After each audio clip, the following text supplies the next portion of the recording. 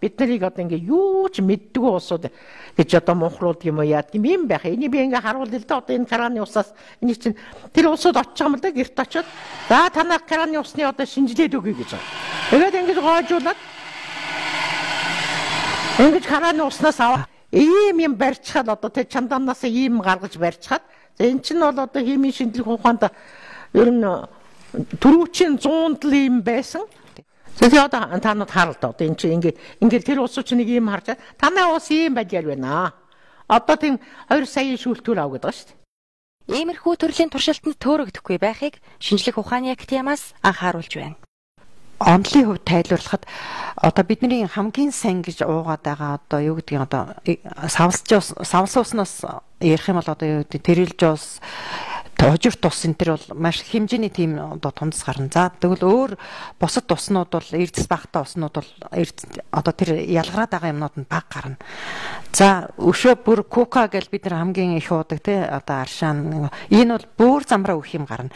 Тийм учраас дотор нь агуулгадж байгаа элементүүдийг тэр агууламжийг эрдэсийг л одоо тэр салгахад тэр эрдэс ихтэй байх тусмаа тэр үүсэж байгаа тундас маш их гарнаа л гэсэн үг.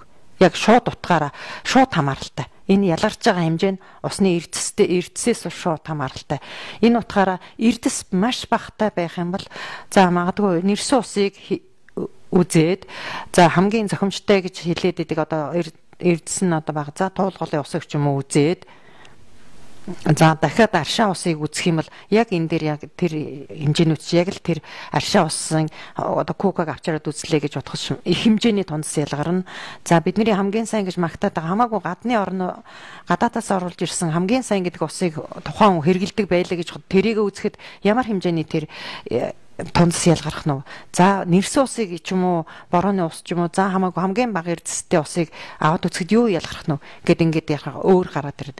Тэр туршлиж байгаа хүмүүс бол тэгж үзүүлэх хэрэгтэй. Зохимжтой хэмжээгээр эрдэсийг агуулсан ус бол одоо электродиализын аргад оруулахад уу одоо нэмэх хасах цэнэгтэй электрод тэр дундуур гүйлэхэд бол эрдэсүүд нь ялгараад ямар нэгэн хөвмөл байдлаар юм уу өнгө үүсгэгдэг юм уу тундас үүсгдэг юм уу тийм задрал явагддаг. Энийг хүн одоо юу гэдгийг одоо тухайн хөрөмжийг зарж байгаа хүн чиний ус чинь ийм шар өнгөтэй болчихжээ, цагаан өнгөтэй болчихжээ, тундас үүсчихжээ, юм дээгүүр нь хөвж гинэ гэж ингэж тайлбарлаад байгаагаас болоод би ийм бохир усыг уугаад байна гэж хүмүүс үзэж байгаа. Иймэрхүү төрлийн туршилтанд төөрөгдөхгүй байхыг шинжлэх ухааны актиамаас анхааруулж байна.